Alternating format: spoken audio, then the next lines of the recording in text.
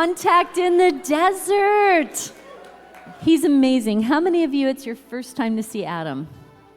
Woohoo! You are in for the most mystical treat.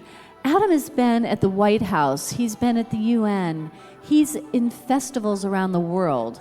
I first saw him at a place called Burning Man, and he carried in such a powerful message and raised the vibrational frequency. He rocked my world. And he's been at conferences. He was at a spiritual science conference last year in India. He's one of the founders of a big organization, UNIFY. He does Jedi Alliance training. You definitely want to follow up with Adam. And his talks not only blow my mind, they inspire my soul and help me to remember. To me, Adam is not only the living embodiment of resonance, he takes physics to a cool level, and he makes it fun and just so dynamic. With all our love, let's bring on Adam Apollo.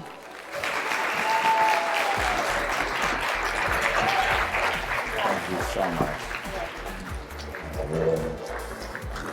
Love this guy. Once more, give it up for Adam.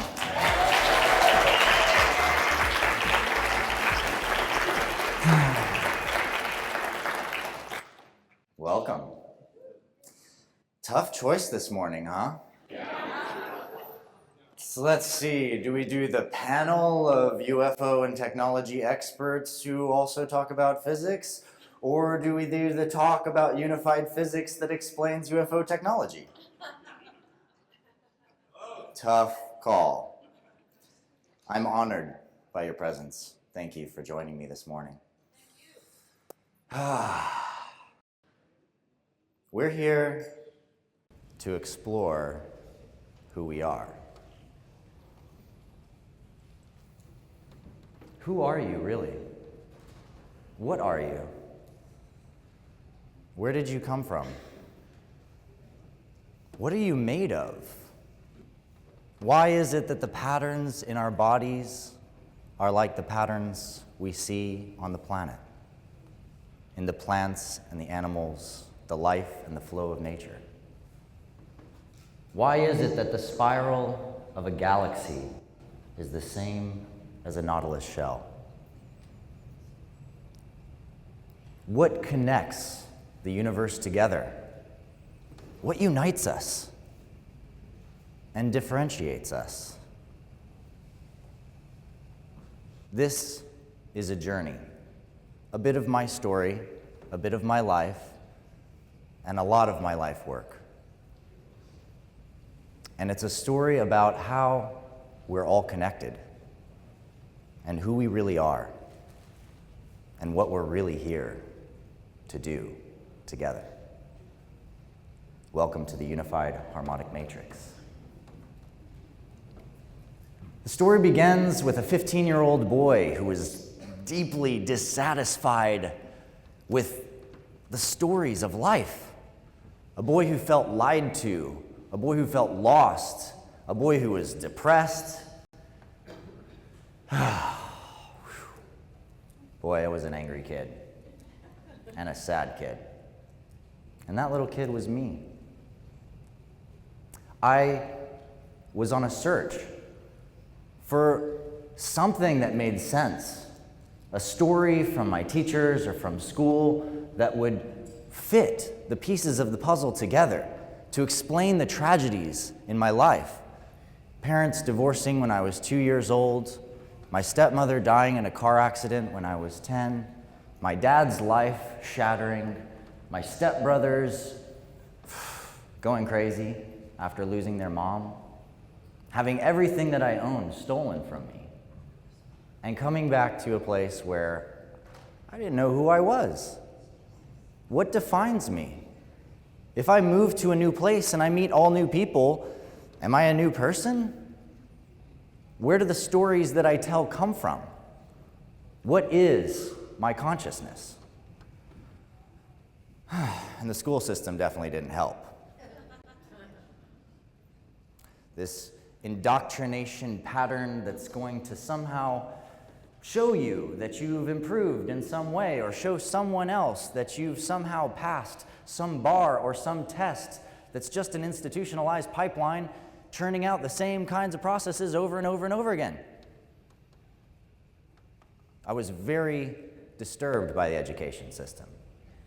I realized that it wasn't going to get us where we need to go. It wasn't providing us with the right framework and the right questions. And as a 15-year-old boy, I started asking those questions, the really hard ones. And out of the blue, one day, I suddenly realize and discover that I have a flowing field of energy moving around and through my body. That this energy is tangible, that you can feel it just sticking your fingers together and slowly separating them, focusing on the space between them. You will feel the tingle of entanglement. And that we experience this entanglement with each other all the time. We see and feel each other and get a sense, and mothers, you know what I'm talking about with your kids. And one day, after discovering this energy field, which to me, as a 15-year-old kid, it was like the Force. My God, it's real. I was sitting with my friends, listening to Jimmy Buffett on a couch. Cheeseburger in paradise, you better believe it. And they were playing Tekken, this battle martial arts game. And I'm sitting there watching, and you know how you kind of just space out sometimes, and it's just like, and I'm watching the round and I see how much health they have, and the next thing I know, all of a sudden I'm gone. And I'm looking at an eye. And I see the eye suddenly as part of a face, and that face is part of a body, and that body as being interconnected with the flow of this light moving through the land around it. And I saw this field around that body, and I saw forests around that field. And then I began to see all of the forests and the fields and the mountains and the oceans and the continents of a planet coming into my view. And I began to see the entire Earth as one living, flowing, dynamic, interconnected body. But a body that's not static, and it's not still, it's spinning, and it's traveling through space-time. And as it moves through space-time, the moon is dancing around it, massaging the body of the Earth as it pulls the tides. And I saw the swirl of the Earth and the moon traveling around the sun, and the Earth's not going in a straight line. It's wobbling because of the moon's gravity, and it's in a dance that's like a frequency traveling around the sun. And I began to see all of the planets in the solar system as notes in a symphony, each one a different atomic structure flowing in a molecule that is our solar system. And I began to see the entire solar system as a lens, a disk traveling through space, focalizing electromagnetic energies and gravitational forces and fields, and as it travels around the galaxy, it spirals and dances with other disks like it. Like a bunch of starships swirling in beautiful, spiraling chains into union. And I began to see all of the galaxies as sharing and communicating and resonating to each other, expressing and exchanging light information over millions and billions of years of space-time. And then, as I saw more and more and more and more and more galaxies, I saw the surface of light. And it was a field which was moving and spiraling and coiling and dancing in this toroidal spin of beauty. And this spinning, flowing, fluxing, fractal infinityverse expanded and flowed through layers and layers and layers to form a sphere made of brilliant, beautiful crystalline geometries all the way through. And this sphere was bonded with other spheres, spinning with light wrapping around it, curling, dancing, and moving. And that light was not static, but traveling in spiraling chains, interconnecting these nodes and forming a strand of DNA.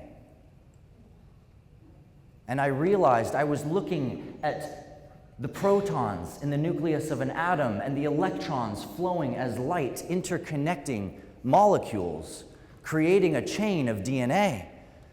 And the DNA was bundled around larger spheres forming proteins, and all of those protein combinations forming all of these chromosome structures and then radiating out, forming a sphere of light. And that sphere of light surrounded by all of these different beautiful bodies of different fractaline forms, creating an entire sphere of a cell that was layered and layered and layered and layered and layered and layered with cells until I saw an eye. And I was back. Boom. And Jimmy Buffett is singing the same verse. Cheeseburger in paradise. All things. You know what I'm talking about. And they're in the same round on Tekken. I mean, the guys have the same amount of life. They haven't even beat each other up at all. And I was like, whoa. You guys,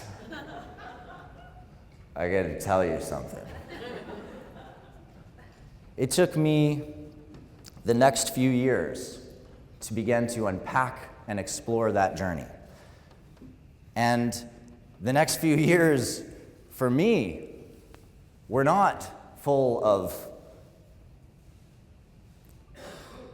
the history of the Civil War. You know, that was like,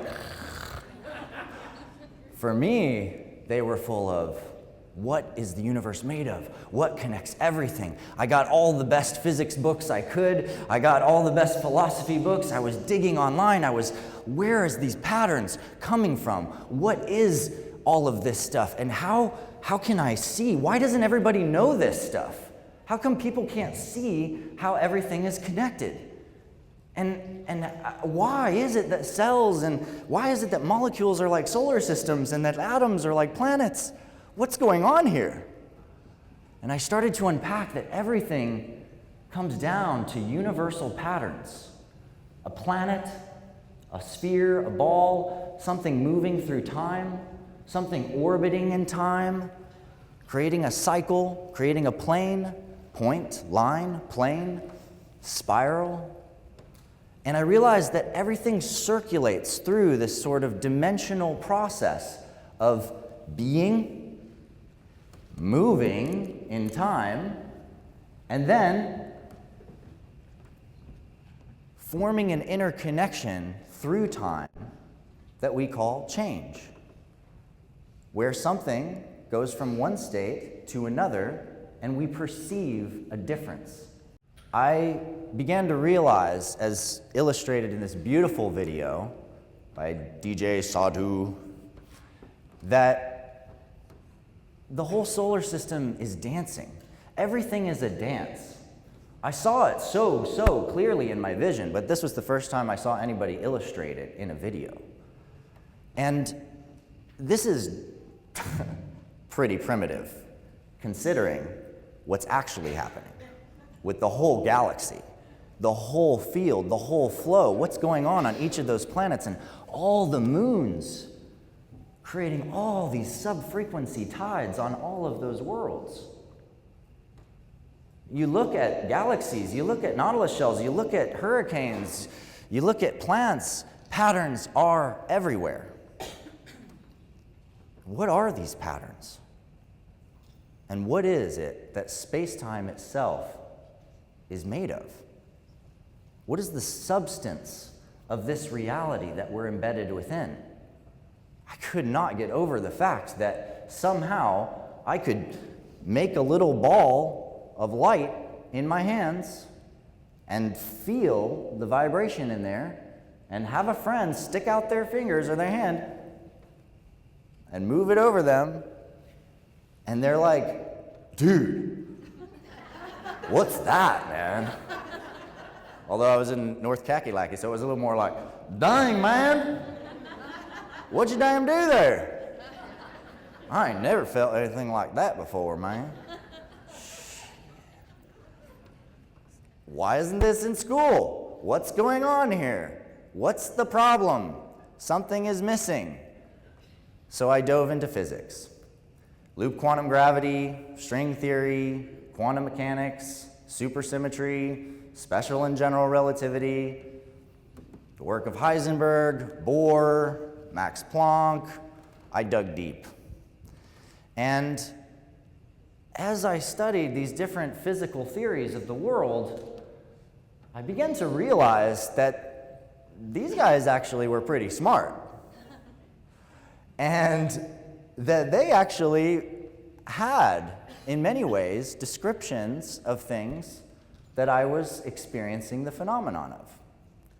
But over the years, I discovered that basically there was a journey and a pattern to the physics that we have right now. And as I teach in the Resonance Academy, the ether was around all the way up until the turn of the 1900s. And there's a little experiment by Michelson and Morley that supposedly nailed the coffin on the ether idea, along with Einstein's publication of special relativity. Because to that time, the ether had been unpacked in all of its different elemental forms. Thermodynamics, pressure dynamics and hydrodynamics. We're breaking out the elements into their constituent forms. How we study heat, how we study cooling, compression, water, how we study air and hydrology, how we study earth and geology. We were breaking apart the ether to study it in all of its different ways instead of just looking at it as a whole elemental field. But the last piece to go was light. We're going to talk about that a little bit more as we go further. And light was understood as this luminiferous ether. And it was the last thing to be explained away. And Einstein's work in special relativity, which allowed us to understand the relativistic nature of how light and time are connected, supposedly explained away the last vestiges of the ether. And finally, it was put to rest. No one could say spirituality and science had any connection anymore. The scientists would be free from the church to study and be knowledgeable, and the church would have to figure out where God was a different way. Something like that. And yet, within 10 years, Einstein publishes a paper called General Relativity. And in General Relativity, he proves the ether. What we come to understand in physics is that gravity is not a force, but a result of the geometry of space-time. This is very important. Space-time itself flows and warps and wobbles, and light follows that path. Right? In quantum mechanics, we came to this whole understanding that there's some kind of differentiation between a particle and a wave, and that something is indeterminate until you measure it or perceive it. Of course, we can throw that theory pretty much out the window too, because as you dig deeper into vibrational physics, you begin to realize that anytime you have a point or a particle and you vibrate it, it makes waves. So anything that's vibrating in the fluid of space-time is going to be both producing waves and is going to be a nodal point and or particle. The holographic theorem showed us that any surface area on a sphere, we call it Bekenstein's bound, can contain all the information inside that sphere in just a quarter of its surface area. Now this is black hole physics, understanding how it's possible that the information and the entropy of a black hole could be conserved inside that black hole. Where does all the information go? It goes through the surface. But when you think about it, isn't your eye the same thing? Isn't your eye just a surface through which all the information out here is entering you, and then somehow all that information is stored in you? You have in your iris all of the information stored of the biological mechanisms of your body. Iridology. It's amazing. Just check into it. Then there's loop quantum gravity. Smolin's team uncovering equations to describe space-time as a discrete lattice, a fundamental crystalline fabric. Now that sounded familiar to me.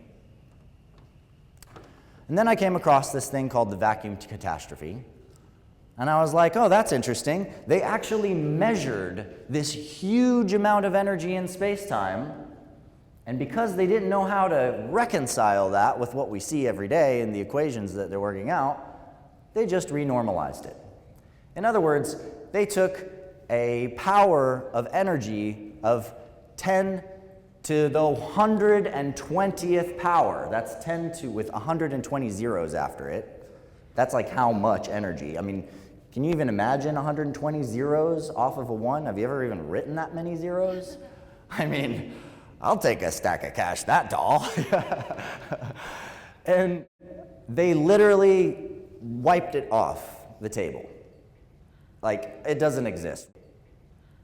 Although skeptics often point to Einstein's theory of relativity, it was Einstein who in 1920 said, "There are weighty arguments to be adduced in favor of the ether hypothesis.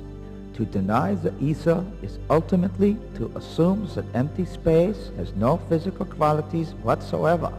The fundamental facts of mechanics do not harmonize with this view. According to the general theory of relativity, space is endowed with physical qualities. In this sense, therefore, there exists an ether. According to the general theory of relativity, space without ether is unthinkable." That's what I'm talking about. There's your discrepancy. Space-time is ether. Space-time is full of energy. And believe me, the physicists know it. String theory was a huge project to try to reconcile these vibrational differences and to understand somehow how gravity, electromagnetism, and all these things fit together. And it was brilliant in the sense that it recognized everything as vibration. Everything is a frequency. But, unfortunately, it was trying to float all those frequencies and the structures of space as these little vibrating loops just floating around in nothing. No background, no tether, no anchor, no way to actually see how they can connect with each other. And so all the math had just like infinite answers. You could solve 120,000 equations on string theory, but none of them have the capacity to fully describe the interconnections of reality. They also use dimensionality to explore the different layers and structures of how strings can interconnect and intersect. And with 10 dimensions, they could describe gravity and matter and all of that with mathematics. But are you experiencing 10-dimensional reality at this very moment? Perhaps you are. Maybe you are. I mean, I'm not going to argue with that. But in general, in order to just see this, I don't need all 10 dimensions, right? This is pretty simple. It's a solid thing. There it is, right there. Loop quantum gravity took a different approach. It's Lee Smolin's work and his team figured out these equations in the 1980s, and they figured out that basically, if you look at space-time as this quantizable, structural, geometric lattice, now all of a sudden, all of the quantum mechanical equations about gravity can work. Yet they didn't understand even their own equations. As Lee says, it took them 20 years just to start figuring out what the heck they just solved. And as they did the work in it, they start creating these mesh networks and Penrose's spin networks, where they're connecting lines and dots and thinking about space as permutating, as light comes from one end and it's traveling through all of the nodes and structures and somehow coming out on the other side. But I thought, well, something's wrong with this picture. It's just the same way as the string theory. It's like all these tangled webs and knots, and there's nothing in the background, and what's missing from this picture? Something really important is missing, because when I saw the universe, I saw a level of order and geometry and precision. I see it in the shells, I see it in the structures, I look at coral and I'm like, my God, look at the level of order and precision and beauty. And I realized that space-time seeks equilibrium. That if space-time is as highly energetic as the vacuum catastrophe suggests, as all of the experiments suggest, that there's this huge amount of energy there, then that energy must somehow be in a beautiful state of balance with itself. And the best form that I know of creates balance is equilibrium. And I came across this guy, Master Buckminster Fuller. You can applaud. Yes! Buckminster Fuller! He's amazing. He says, any polygon with more than 3 sides is unstable. Only the triangle is inherently stable.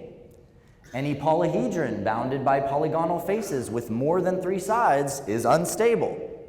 Only polyhedra bounded by triangular faces are inherently stable.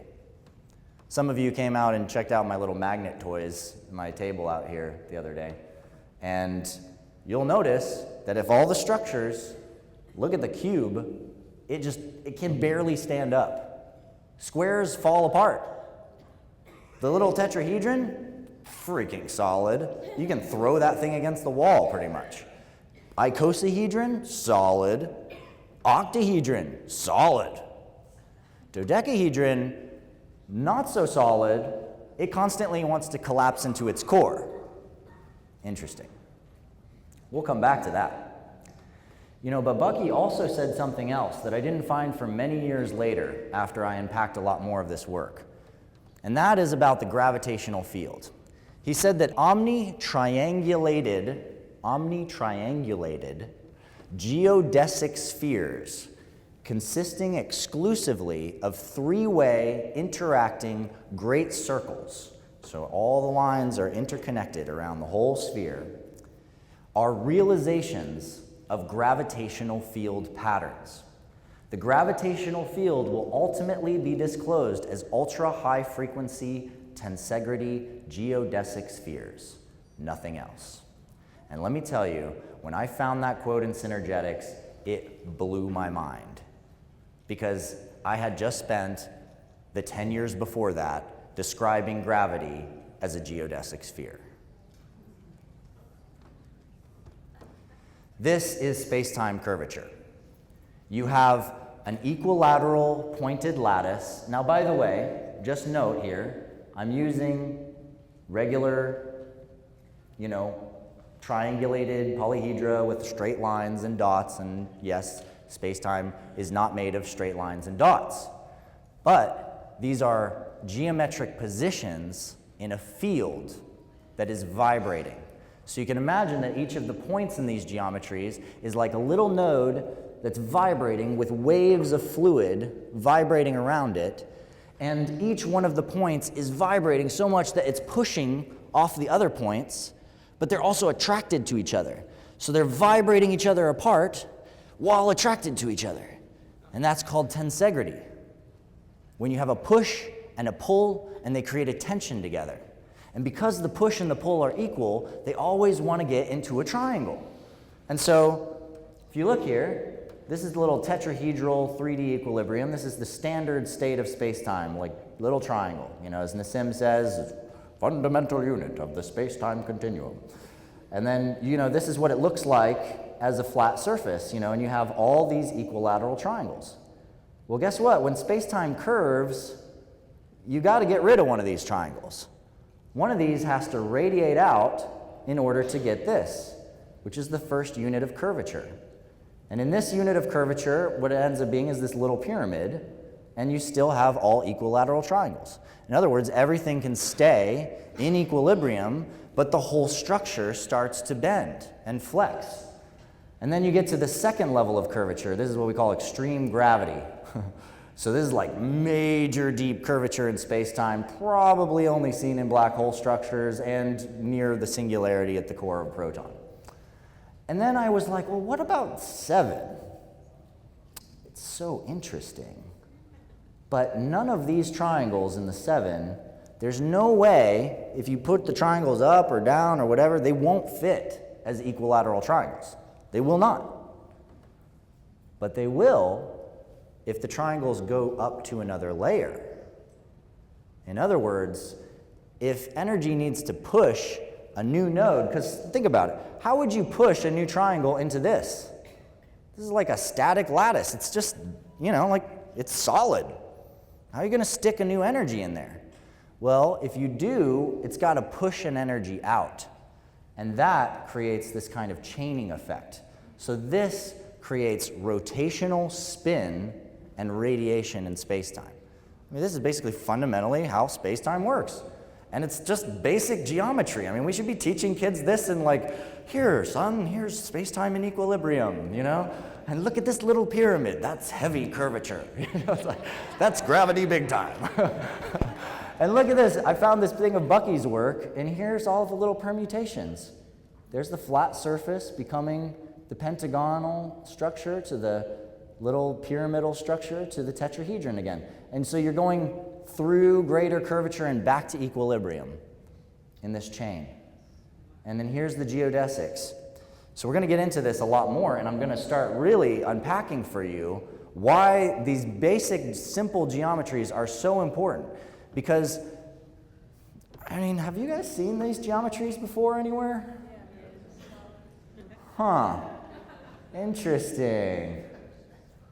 So we're looking at equilibrium, we're looking at gravity and the curvature of space-time, and we're looking at the structure of spin and radiation, which doesn't actually form this geometry, but pushes one triangle up and one triangle down in order for radiation to occur. So basically, for this, the 6-pointed system, the hexagon, to become this, the pentagon, one of these triangles has to go somewhere, right? So where's it going to go? It's going to radiate through the fabric. And as that happens, this turns into a 5, and now there's a pulse wave that moves through this whole pipeline and structure, pushing and pushing and pushing and pushing and pushing and pushing and pushing, creating spin, turning, radiation, expression. And, there's other ways to look at these basic geometries as well. You can look at this as a vibrational field of phi spirals coming into convergence. You can look at this as the 64 tetrahedral matrix.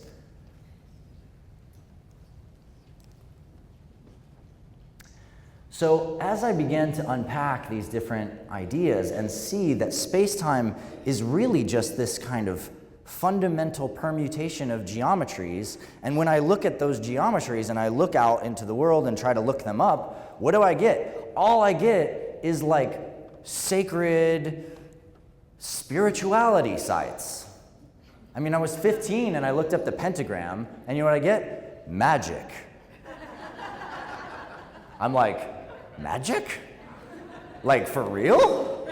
And they're like, we use the pentagram as a way to communicate with the living divine within space-time. I was like, wait a second. Right. You communicate with space-time through gravity, through the pentagram. The pentagram is gravity and mass coming into being. So, of course, the ancient cultures would use that geometry to ask for the rain. I look up the hexagram, like hexagram, and it's like vector equilibrium, Buckminster Fuller, Oh, by the way, it's also the Judaic Star of David. Oh, and by the way, it's the flower of life imprinted on an Egyptian wall. I was like, what the? I look up the heptagram. I'll go back to this slide for a second. And I see the 7 sins and the 7 great, angelic forces of Christianity. I see all of the, the 7 patterns, the 7 chakras in Hinduism, and, the 7 different gods and God. It was like all of the spiritualities and religions, they're just using these geometries.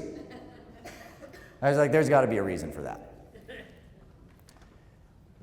And I started to then unpack and explore what it is that's causing these geometries to exist at the level of space-time and then somehow get all the way up to the level of a nautilus shell or a human body.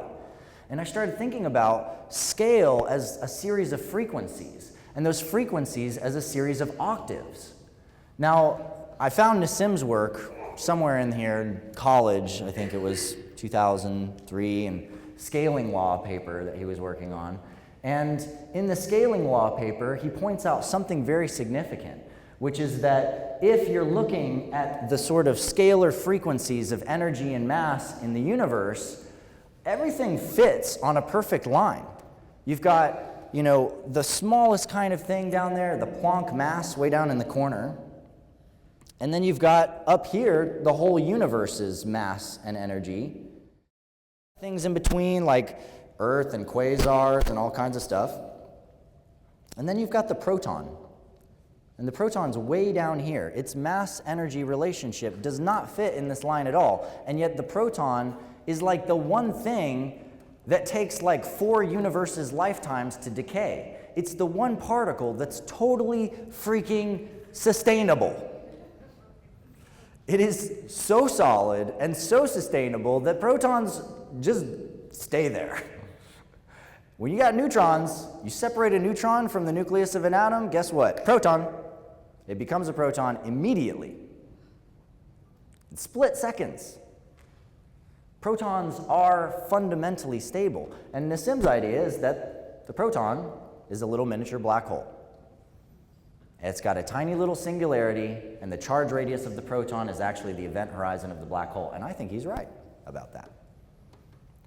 In his work, he published this paper called the Schwarzschild proton, which suggested that all protons contain this black hole at their center, and that somehow the mass of that black hole, the sort of gravitational field, is somehow being distributed between other protons in the universe through entanglement.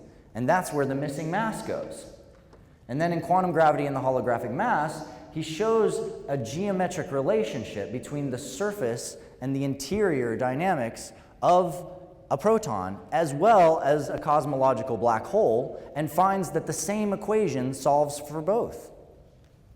And in this work, he basically figures out it's just a geometric relationship. I mean, this is the ultimate holographic theorem, really. It's saying that the surface and the volume together give us the charge radius of the proton, or if we're looking up at cosmological scales, give us the exact mass energy solution to Einstein Field's equations for a black hole.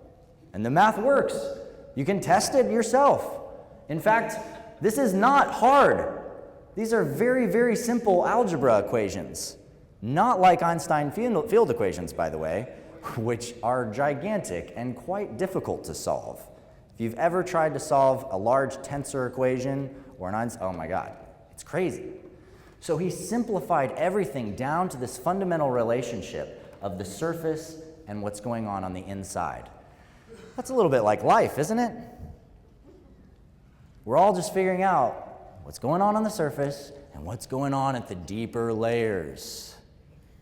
We are an event horizon, aren't we?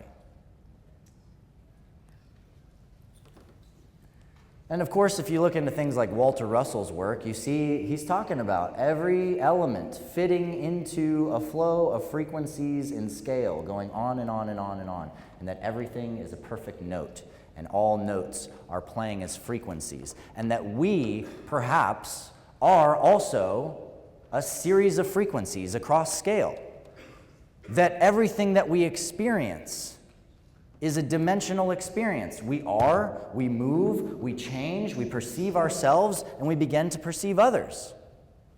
So let's dig into that. We look at a point, we see a position, we see a state. This is like the zero-dimensional object. I call it the first dimension of consciousness, because something is, and I can say that it is, and it doesn't have to change to be what it is. It's like an atomic nucleus, a proton. It just is. It's just there. It doesn't have to change. It will last for the entire lifetime of the universe. And its curvature, its structure, this little dot, is mass. And that mass defines our physical experience of everything around us. That's what gives things weight. That's what gives me this solidity right here versus this in the air. It's the structure of the atom. In the nucleus of every cell, we have all the physical information contained inside the body. This little dot inside of every one of our cells has everything we need to replicate who we are. And our body is the nucleus of our entire physical experience. We just are. We come into this and we're just like, here I am. Okay, cool. And everything follows from that. You're just there. You're in your body. You're in a position. You're in a location. And the earth is the nucleus of our physical experience at the macrocosmic level. It shapes all of our senses, all of the little beautiful faculties you have to sense and feel and all of that. It's all because of a relationship with your planet. That's why you hear the way you hear and see the way you see and taste at the spectrum that you taste. It's because of the frequencies and the expressions of this beautiful living body that we're a part of. And I realized that here we had this mass, being, position, state. All of these things are connected to our physical experience of reality. The fundamental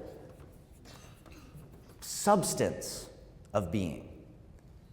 And if we look at what mass actually is, we're back here. Mass is just a curvature in space-time. Mass just allows this equilibrium of energy to come into a form and a structure. And as it does that, it's literally space-time that's curving. And so, in a sense, it's gravity. And if we look at the structure of a proton at a deeper level, we start to see that it's just made of these beautiful geodesic tensegrity patterns that form spheres, bringing us into a state of wholeness and awareness of what is and what can be. This is what our physicality is. It's an experience of wholeness through this dynamic tension with space-time that's in curvature. And phi, the golden mean ratio, is the key inside of this structure for how that curvature happens and how energy is expressed from the smallest scales at this level all the way up to the largest. Because the phi ratio has this beautiful, incredible property which allows self-similarity and recursion like a fractal. And it can also compress energy perfectly from large scales down to small ones. And I realized that these pentagonal units, these are the regulators of our physical experience, and we can also describe them by using the proton and seeing these different points on the proton that are centering and grounding and anchoring energy into the core of the proton. And the proton is spinning, the proton is changing, the proton is moving. And this spin and change and flow is what is allowing us to see the dynamic of space and mass and energy unfold all around us. It is the root chakra, the fire, the air, the earth, the water, the thermodynamics, aerodynamics, geodynamics, and hydrodynamics. This is our experience of the physical world, and we see the symbolism everywhere, everywhere. You can't miss it. It's all over the place. So now where do we go? We go to the line, to the change, to the flow, to the movement of time itself, from one position to another, from one essence to another. And we look at the atom and we see that electrons are literally just vibration of color and time and change moving through space. It's light rippling in time. The electron field is literally giving us all the colors that we see. And the cell around that nucleus has all the organelles that are translating all the different frequencies in our body and translating those frequencies as emotions through our neurological structure. Emotions are the feeling of changes in time. And our body is an energy field that's experiencing change in time through the frequencies coming in and going out of us, the vibe, the vibration that we experience. If we look at the moon, we see the moon's cycles as a change in time, a change in flow, which is changing our feelings as it changes the tides on the planet. Light, frequency, and time is our emotional experience. But what is light? Light is just space vibrating. All of space-time is simply made of light. And if space is this tetrahedral, hexagonal, scalar lattice, slightly out of equilibrium, it's allowing energy to flow through it because it's in so much equilibrium. And time is just this change in position or oscillation of space. It's just moving, one point going into a line. And frequency is an emotion, and it's a state changing through time. And so this geometry of the equilibrium of space-time perfectly represents that crystalline structure that allows emotional energy, allows energy in motion to travel through it, giving us emotional experience and the passage of vibrational waves. We call it the sacral chakra. And it vibrates as red, orange, yellow, green, blue, purple. It's all the colors in the spectrum coming together into communion. It is the structure of light itself. It's also the structure of the I-Ching, when you include the past and the future.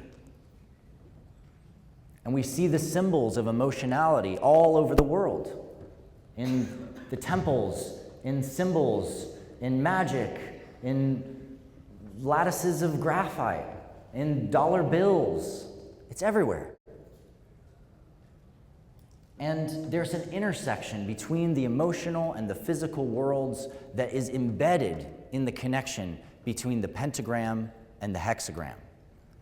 There is a link between these geometric structures, between these layers of reality. And these links help us to complete an understanding of how everything is interconnected all the time. We have the capacity in our own energetic geometric structure to process how the universe is interconnected. So let's go up to the next level. Once you have a change in time, what happens is you then can step back and see that you are in this state and you change to that state. That requires perception. It's a mental practice. And a molecule is nothing more than a conceptual differentiation between objects. I can say this is hard and this is hard, but I know that this is like some kind of, I don't know, it could be wood. This is wood. Wood, metal, but how do I know? They're both hard, but I know because I can perceive the molecular differences in this structure versus that structure. They're both solids, but they have different structures. Is it water or is it vodka?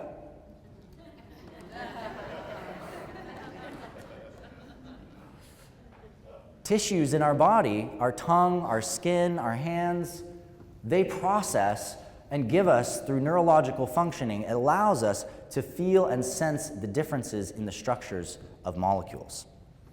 And every tissue has a different structure. The skin has a different structure than your neurological tissue or your organ tissue. And those different structures determine different biological functions.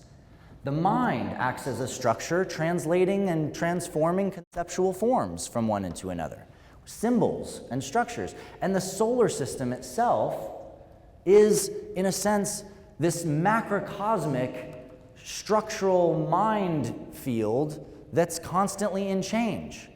Astrology. Patterns and cycles of perception in regular change. So structure is this mechanism for mental experience. But what is structure? Structure is just geometry in space-time. That's it. And geometry in space-time guides how energy and light moves through space. All the vibrational energy exchange in space-time is defined by the structure. Think of it as like you have a cup, and the shape of that cup determines the shape of the water inside of it. So the light is like the water. It's going to flow with the structure of space. Einstein taught us this. The structure of space curves around a big gravitational object, the light goes with it. It flows together. And spin itself is a geometric relationship between compression in the universe, expansion in the universe. And ideas and thoughts are, in a way, radiating out and making changes all around us, spinning, causing both radiation from us and compression in the field around us as those ideas land. So we're literally radiating out this spinning field, and we're creating all these vortices that are then going to basically come into our timeline, and we walk into the very things we've been thinking about. Do you guys know what I'm talking about?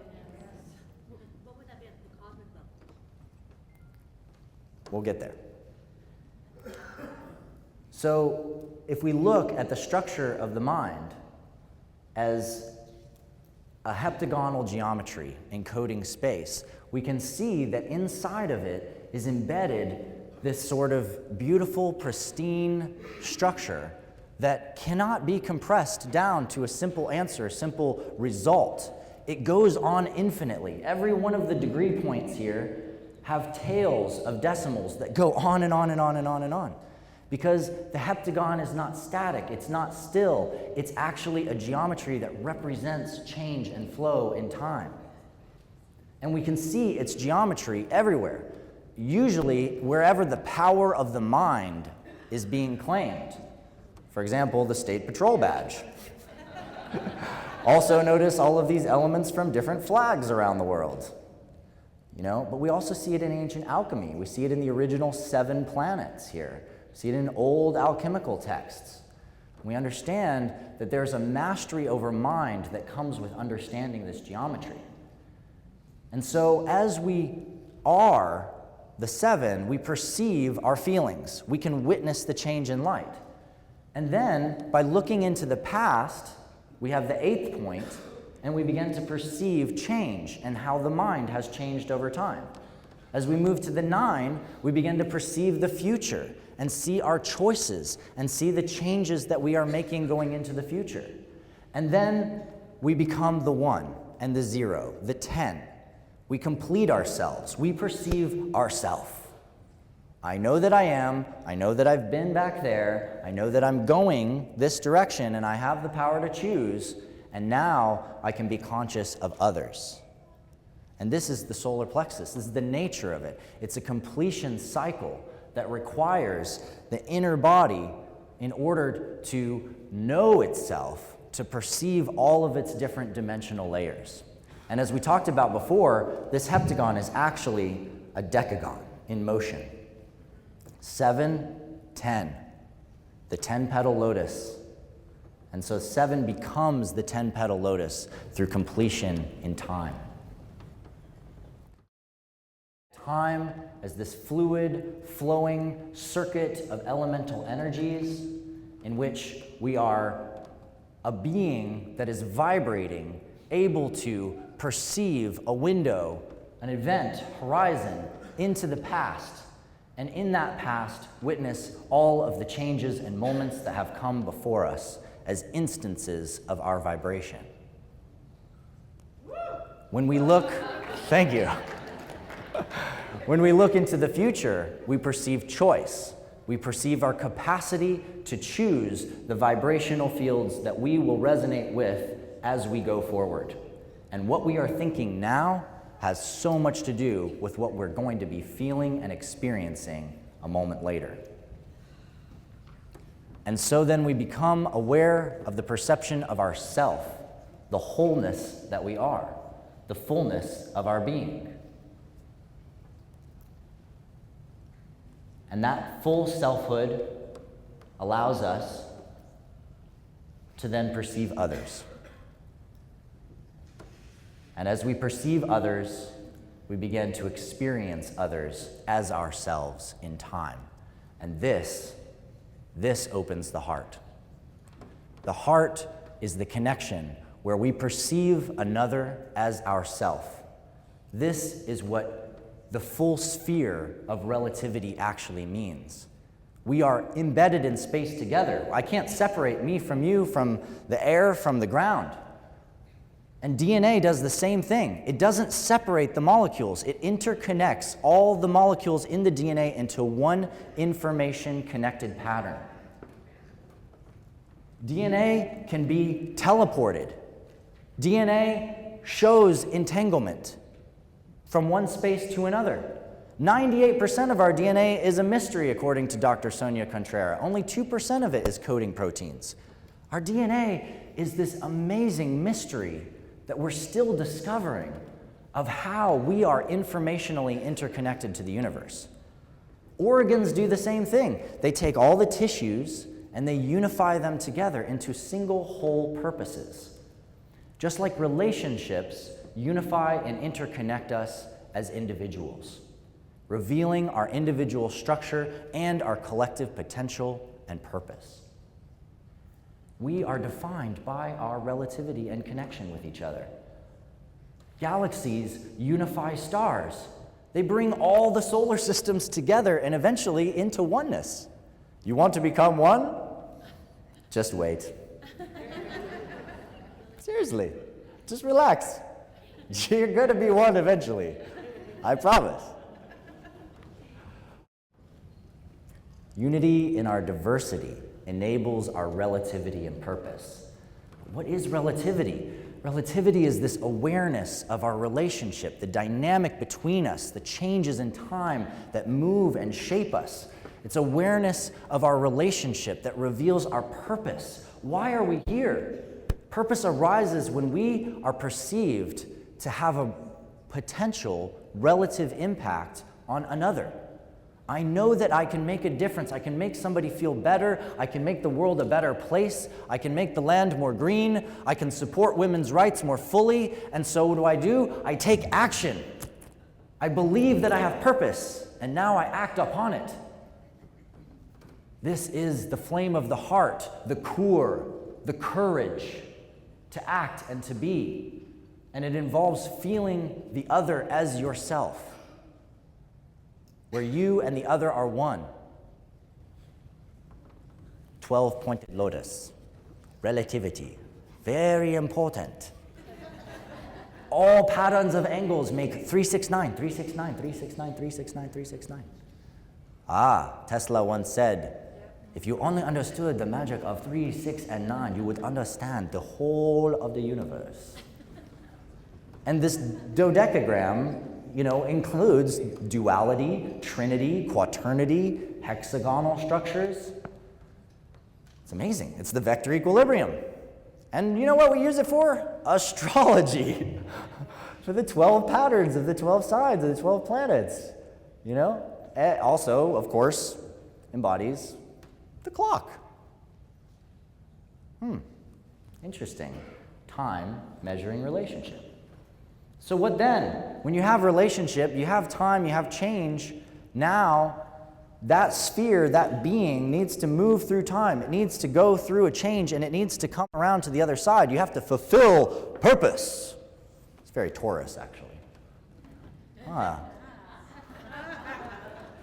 Chromosomes are the way that DNA communicates from one cell to another. So DNA bundles up, makes a bunch of chromosomes. The chromosomes split in two, the cell splits, and half of the chromosome makes the other chromosome again. So in every cell replication, you have chromosomes passing all the information that this cell learned into that cell. And that's how your body keeps this sort of lineage of wisdom, of its changes in time, intact through all the cells. Yet somehow they're all interconnected, entanglement, resonance, all that DNA is all the same information structure, so it's all vibrating at the same frequencies, which basically means it's entangled. It's called quantum coherence. I like to talk about quantum coherence, as you can tell. Organ systems communicate the processes in the body. So it's communicating one process to another.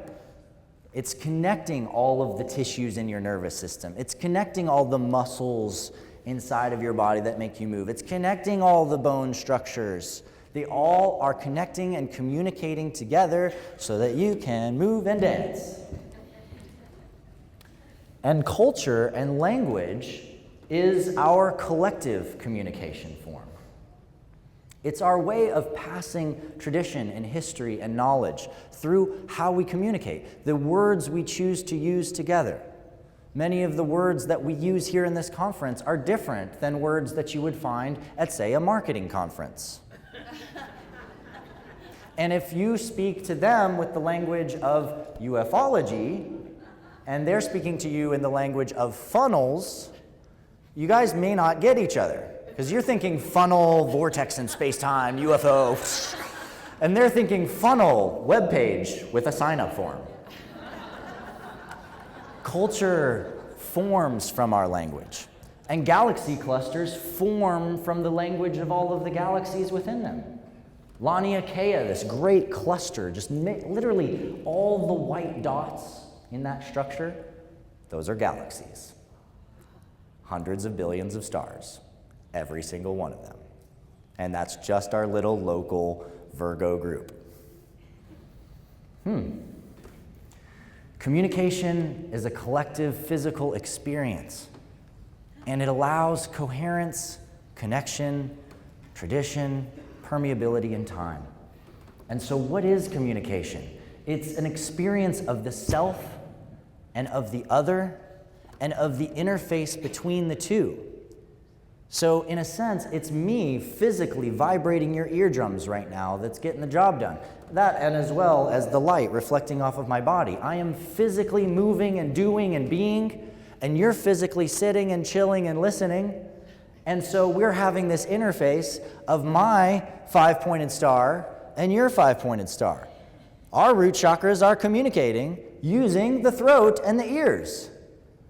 And so the 15 embodies the vibration of the self, the other, and the interface of our physical connection and communication. And this beautiful 15-pointed lattice here has an interesting pattern. It's 639, 639.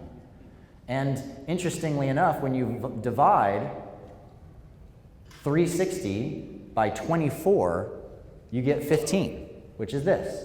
So 360-degree circle, 24 degrees in each sector, 15. Well, guess what? There's 24 letters in some of the oldest alphabets in the world. So those 24 letters go into a circle 15 times by 15 degrees. The Greek alphabet, Korean, the Fuhark runes, there's others, been digging. Here's my work by Robert Grant, one of my colleagues. Wish he was here with us. Here's the Greek letters in 24 sectors, lined up with mathematical constants that each connect to the petals of the throat chakra. So where do we go from there? Well, now, after we've changed in time, we have to have some way to come into synergy, some way to come into a greater sense of awareness of the entire cycle of what has been. Simultaneity, synergy, wholeness. If we go back into this kind of growth structure, moving up as we went from basically the core of the atom, or the core of the atom to the whole atom, to the molecular structures of the electrons, to the DNA, to the chromosomes, and now finally we're back at the cell nucleus. And the cell nucleus was also one of those structures down there that defines our physical experience. But at this point, we're experiencing the cell nucleus as the whole universe of everything that we've come to from the lower scale. So we're moving up octaves. You with me? And as we move up octaves to the cell nucleus, the same thing happens with organ systems. What do all of the, organs in the body that's made up of all these tissues come together to make all these organ systems, and then all those organ systems are communicating to make what? Your whole body, the whole universe that is you. And just like all the cultures and languages on the planet are forming the whole earth, we are part of the whole universe that is this earth. And whether we're talking about plant cultures or human cultures, we're talking about life forming an interconnected web that makes a whole. And if we look at all those galaxy clusters going on and on and on and on and on, eventually they make the whole universe, the macrocosmic embodiment of all that is. And so we begin to see that the universal interconnectivity of things is a collective emotional experience. It is where synchronicity comes from, synergy, spirituality. This is the experience of realization through the third eye that we are one. And that happens through me feeling, you feeling, and us feeling those feelings transcending into something greater, something that is above us and around us and through us and is us. Instead of that direct pulse of the heart, I'm feeling you, feeling me, this is I'm feeling you, feeling me, feeling us. And we can all feel it. Right? This is the third eye. And this 18-pointed structure is so beautiful. And it has all these patterns. Interestingly enough, it's 6 plus 6 plus 6, and 9 plus 9. And the 18 is formed of basically the root of 9. So what is the two-petal lotus? Why is it 2 petals? Well, because 9 is the yin and 9 is the yang, and the infinite yin and the infinite yang come together and form a cohesive whole, the one. They interpenetrate and interconnect with each other. What about this? 666. If I had some really dark agenda, and I wanted to perhaps not let all those heathens use their magical powers of intuition, perhaps I would maybe make the sacred number of their third eye vibration evil. Well, forgiveness is the key, right? Moving on. So what then?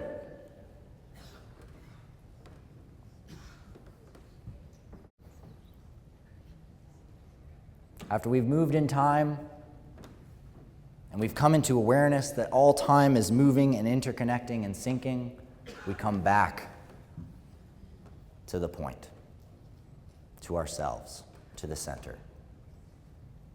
A cell nucleus is going to form all kinds of cells of all types and all shapes and infinite varieties that go on into infinity in the mystery. Our body and our energy fields go on forever. This physical form is not just our body. We have infinite possibilities of who we can be and what we are and how we can vibrate in the universe. Planets can have infinite forms.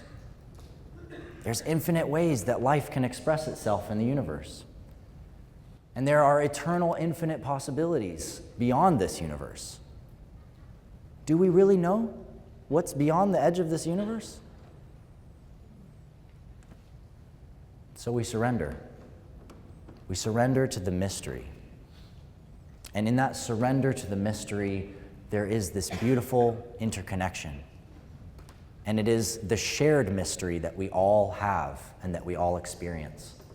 As we experience our own mind and thoughts, and others experience their own mind and thoughts, and we come to find that there's always a transcendence.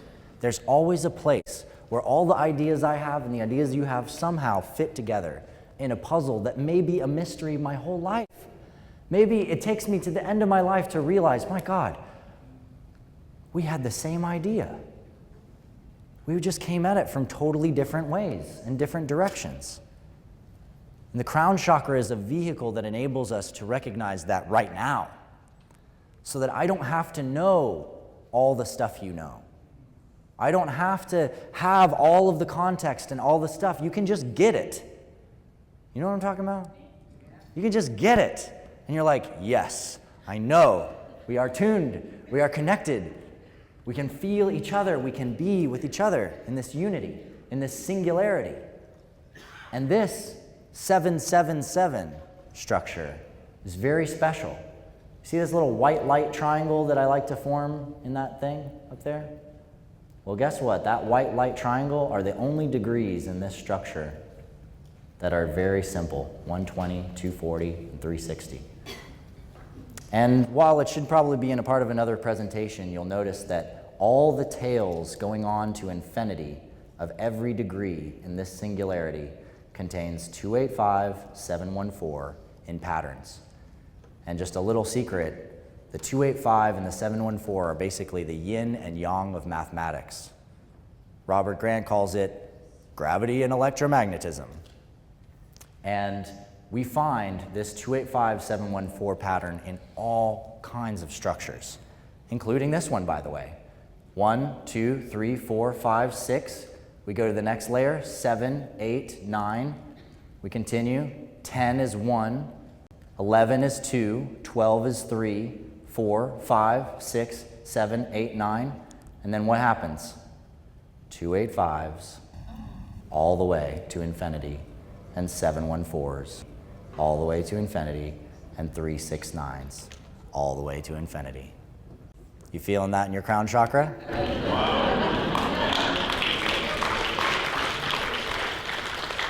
So this is the unified harmonic matrix. It is how we go from the point back to the point, and we get the point. Yes? All geometries are literally the structure of space-time in different flows and modulations. They are interconnections, connecting us to ourselves and to each other and to all knowledge.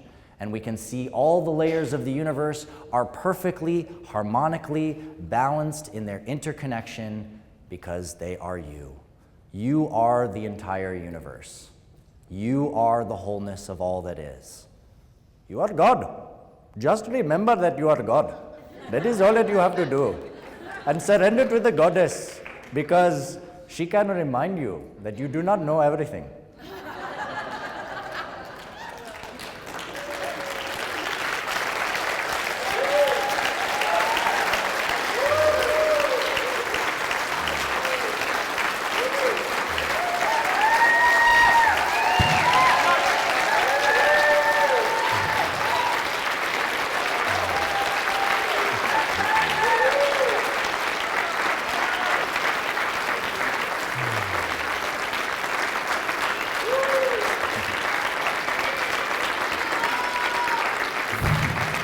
Thank you.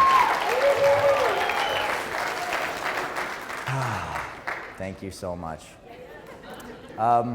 So yeah, we have chakras. People have studied them. Expression and vibration. Everything has a transcendent. And we are an evolution of self-awareness, becoming. This is some of my work. Please feel free to check some of it out and explore. I'll leave the evolution of self-awareness piece up there while you guys are mingling and going out. And thanks for your patience. I think I went over a bit, but do I still have time? Really? No way. That's amazing. Yes. Share with us what you're going to be doing coming up. Yeah, sure. So tonight at 7:15, I have a workshop, and the workshop is on starship technology, and it's applying the principles of the unified harmonic matrix to actually building physical starships, and then also understanding what are the major changes in society and culture required for us to be able to interface with the rest of the galactic community up there. So we're going to do a lot of throat chakra work, like this is how their culture works, this is how our culture works, this is how we can meet in the middle. Sound good?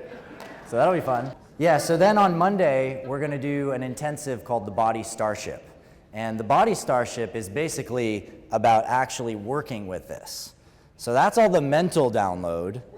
And then we're going to talk about actually how to use that work to get into the flow of space, engage with space-time, and dynamically make magic happen. That should be really fun.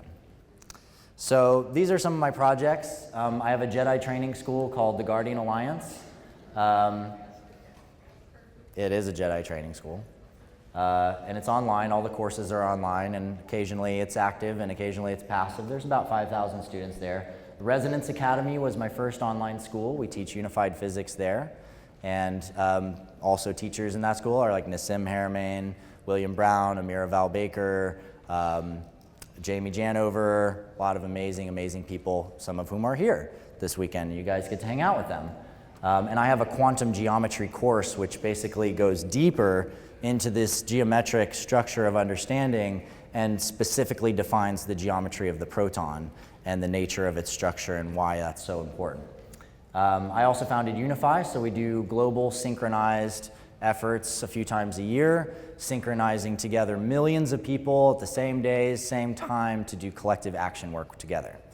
And the goal there is really to create an impulse for the collective to see each other and do with each other what needs to be done to help make change on this planet in the biggest ways we can. And galacticfamily.net is a project of mine that has gone through several evolutions, and it's just coming back online again. And it's a place for looking at and understanding all of the different star species in our galactic family, and really as a mirror to understand what connections you have with those species and which ones resonate with who you are and why you're here. So that's a bit of my work and projects. Any questions about the presentation that I can answer? Yes? I have a question for you. Okay.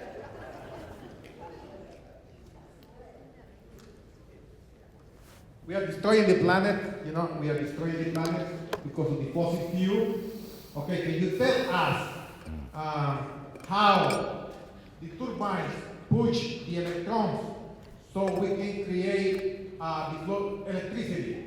We have this shock because of electricity, we have this shock because of electricity in our car, our body is electricity and everything. Yeah. How we can get rid of the oil that's choking the planet, and at the same time, can you teach all these people how to generate the energy? You know, you said that's easy from the geometry. What is what it puts the electrons to make the bolsters, to make everything, you know, in the way that we don't destroy the planet? How we can do this? Can you teach these people over here? Can you teach us how the turbines work, the physical side? Yeah, like how basically zero-point energy systems work. Sure. I mean, I should probably pull up a different presentation for that. I have another one that covers some of that. Well, let's get really, really down to it, okay? In relationship to all of this stuff, we know that space-time's full of energy. And we know that that space-time energy is always trying to stay in a state of equilibrium and balance.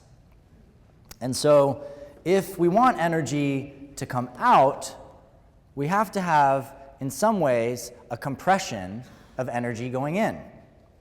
In other words, you have to open that space in the equilibrium for it to be just out of equilibrium enough where that energy starts radiating out.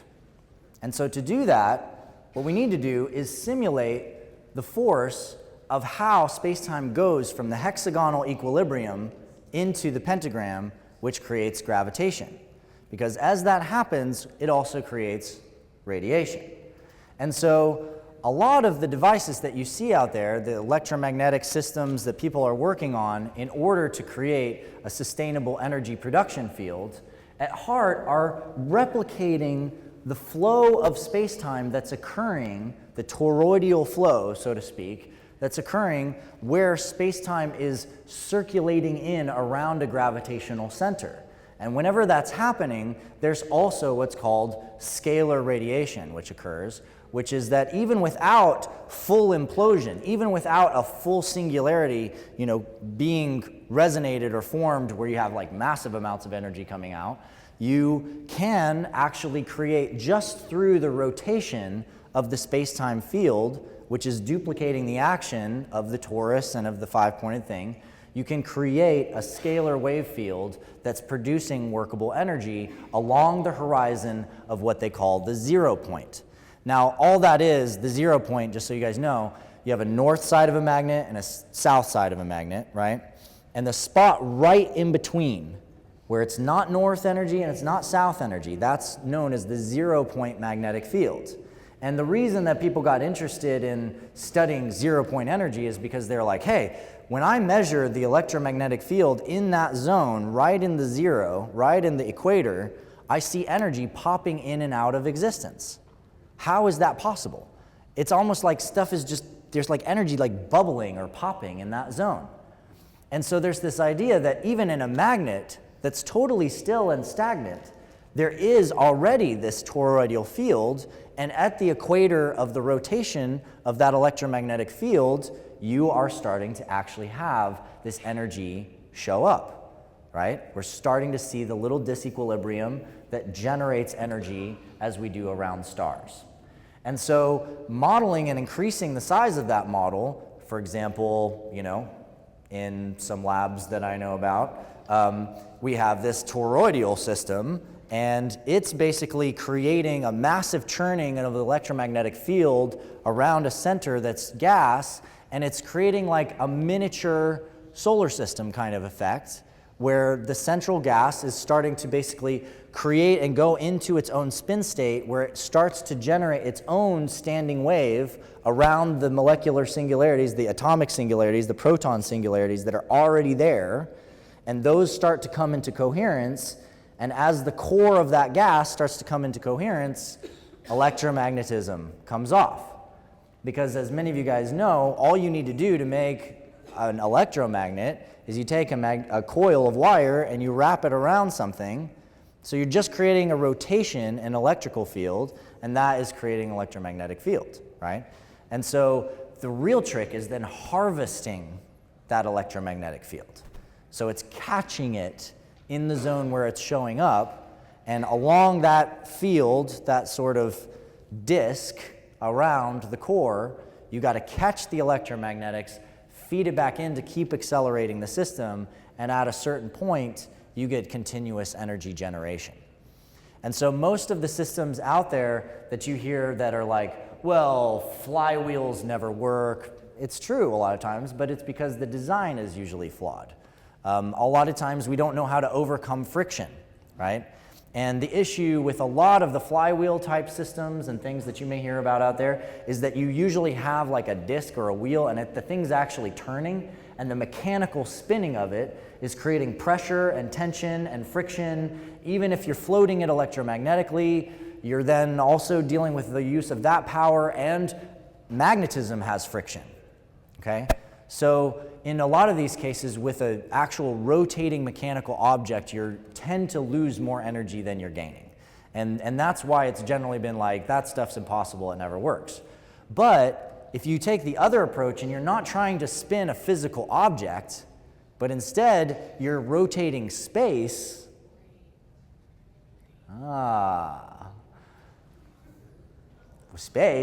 Space's only friction is space, which is made of light, and light on light is not very friction-y. Yeah. Okay, next question.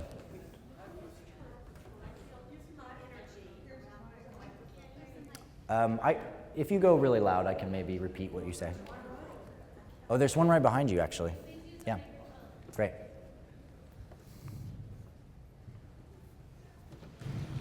In the toroidal energy around the Earth, with the picture of that, and you're saying that energy is created at that level, where would that be, that energy be generated if we think the Earth is a toroidal energy field? Sure. Would it be around the equator? Where would this energy be generated? Just yeah. Totally. Great question. So if we look at the Earth and we look at this sort of spinning sphere, and we know that there's an electromagnetic field around this Earth, and that electromagnetic field protects us from solar radiation. This is the toroidal field around the planet that she's talking about, right? And how is this field there, and how is it generated, and where is the energy going in, going out, right? Well, one thing that we can tell immediately is that energy has a cascading effect in through the polar regions, and we call them auroras.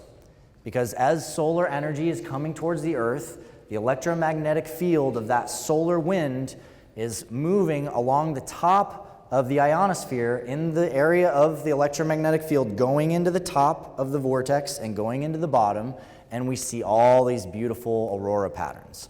It's an electromagnetic display in the sky as that energy is cascading in and going into that polar vortice. Now, that also implies that the equator is the area where that energy is releasing from or coming out from. I've heard some theories that the Earth is growing at the equator, and that's certainly possible.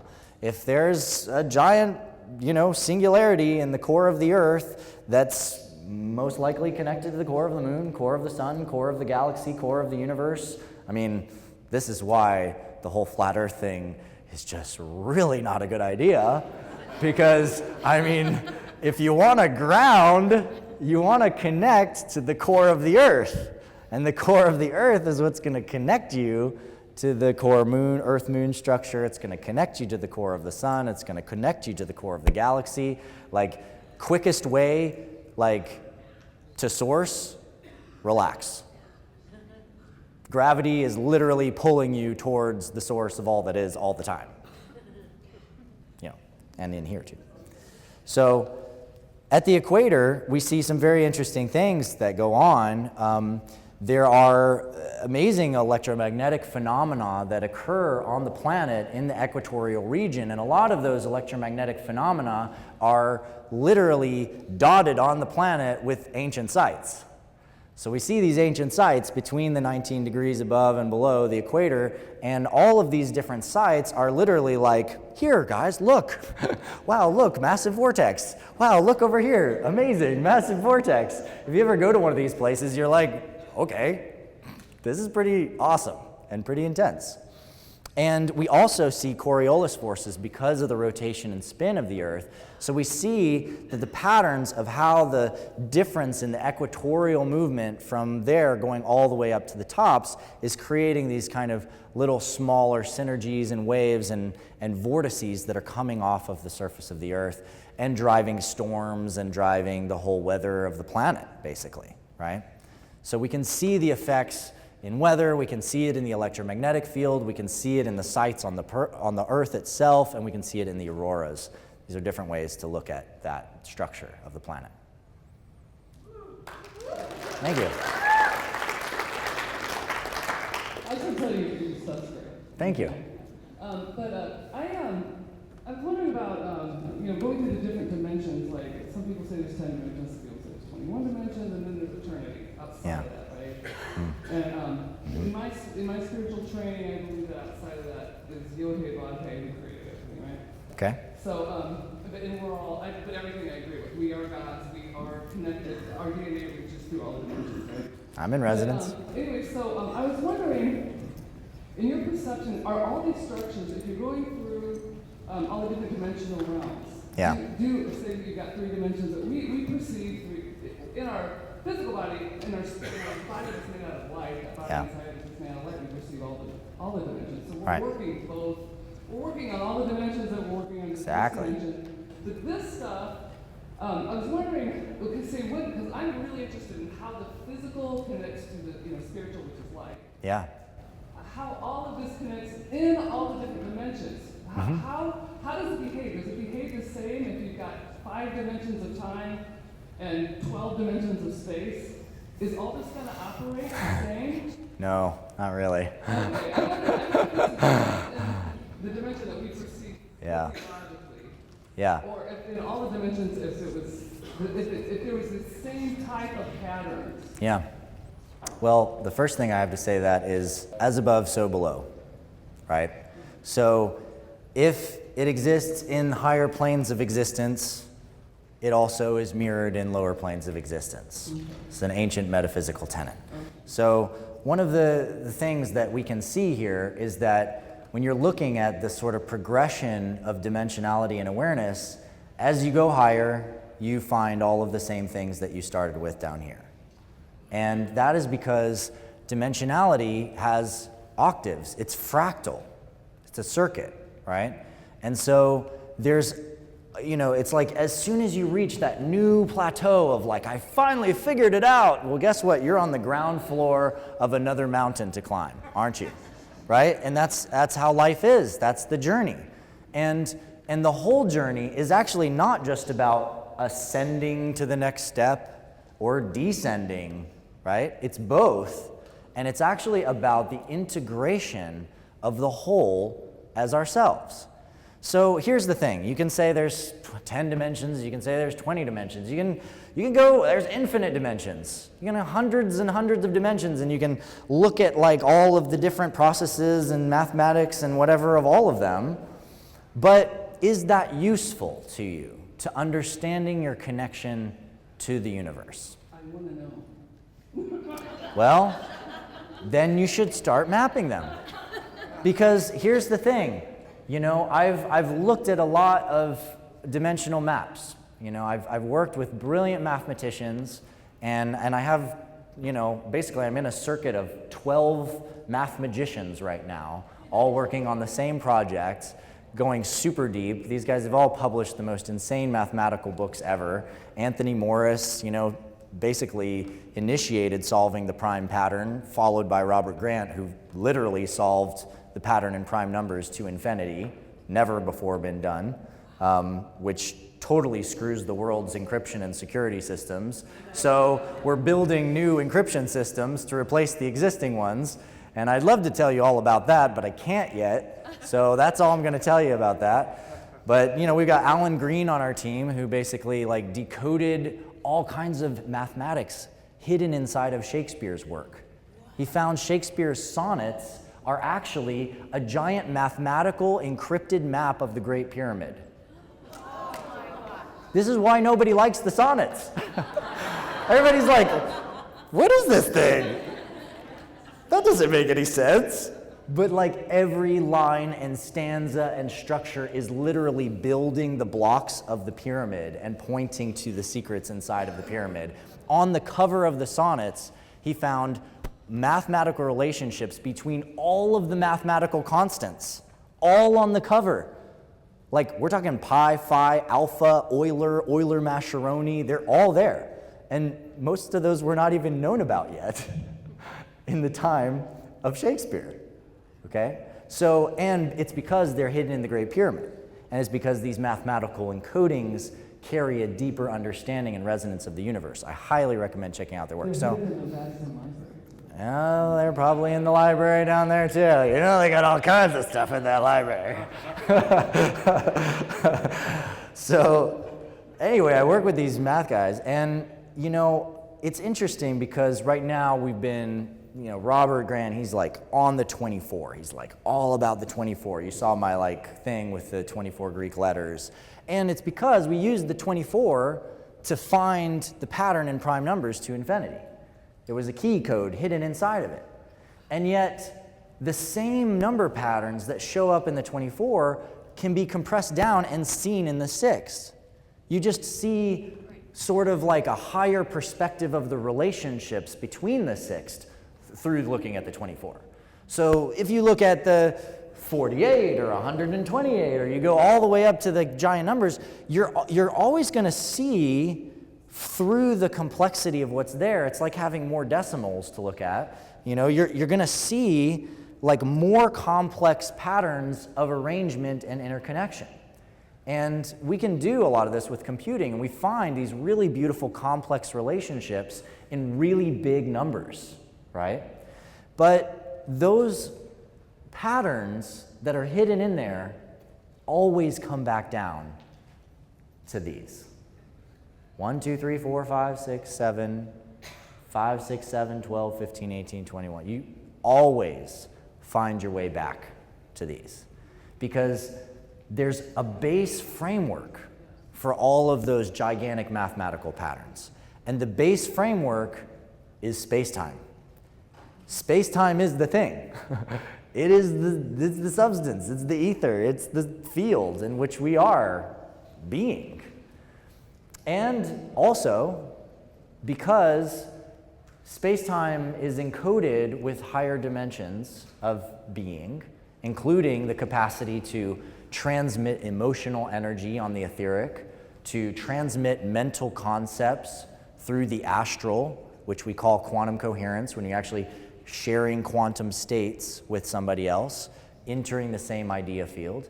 And even the template of like the catheric template, right? The perfect template of who we are as spiritual beings is encoded in the fact that spiritual perfection is embedded in space-time, because everything will become one. DNA has been connecting all of the information through all of your ancestry and lineage all the way into you. I mean, that is some consistency, right? And so the spiritual world is embedded in the physical world, and the physical world is showing us the spiritual world. And does that mean that, you know, being in this physical body is the only thing that's important? Absolutely not. It means that understanding all the different aspects of who we are is what is important. And through understanding and accepting more of who we are, we see more of the universe and the truth. Thank you. There's a few people in a line, but please go ahead, get up. There's a mic on that side too. Yeah. Yeah.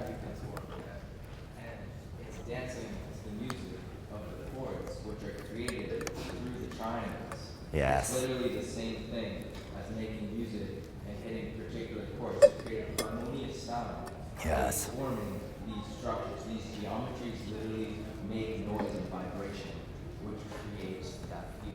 Yes.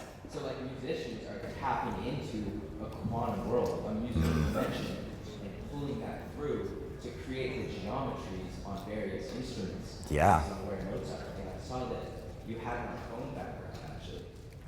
Up there, which Nice. is the guitar fretboard with different colors, Yeah. resonating at the 7 different wavelengths that we see. We also audiate 7 different musical notes.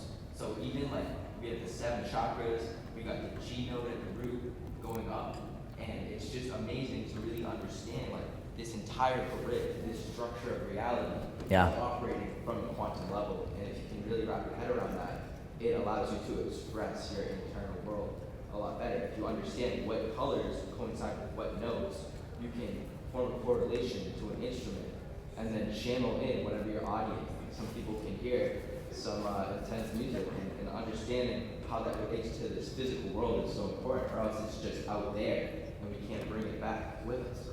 But understanding what colors coincide with these musical notes, we can express ourselves like at a higher level. So like, understanding this helps musicians, artists, just even knowing the geometries, you know? Yeah. Word. There it is. And if you go online, actually, if you look up like piano stickers, like if you want to like match up the notes, Yeah. the color, they're all wrong. They're all different. Yeah. Like, they're not all of the structure. Totally.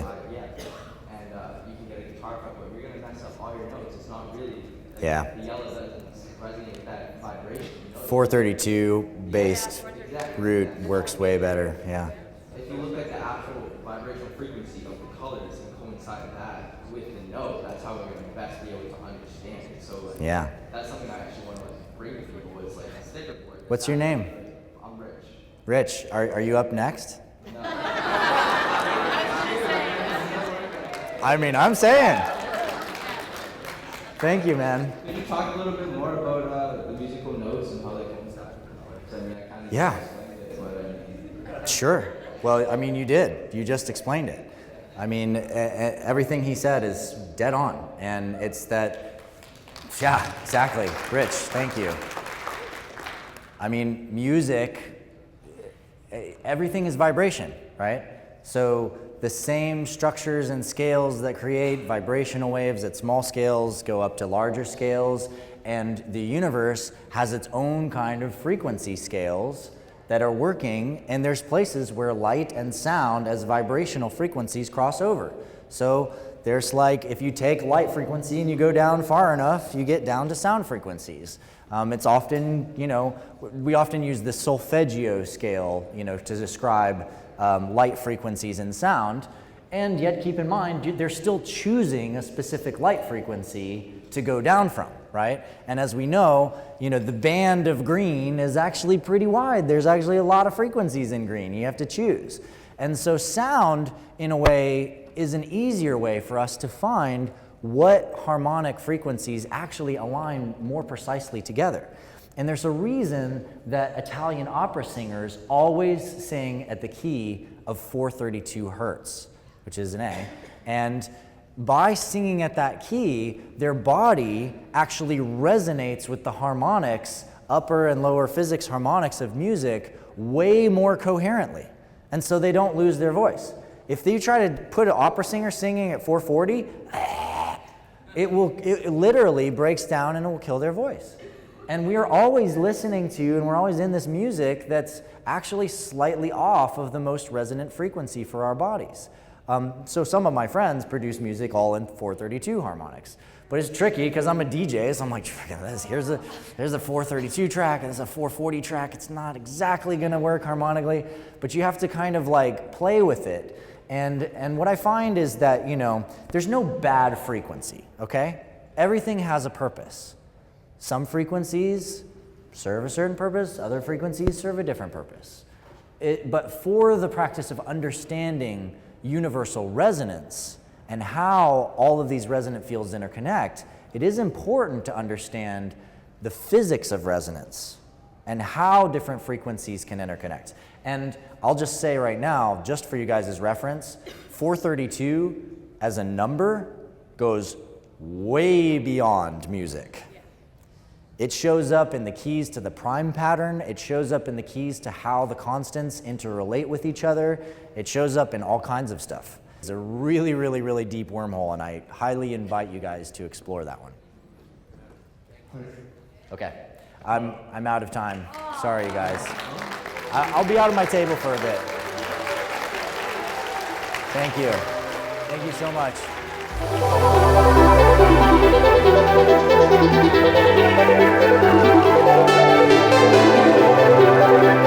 Thank you.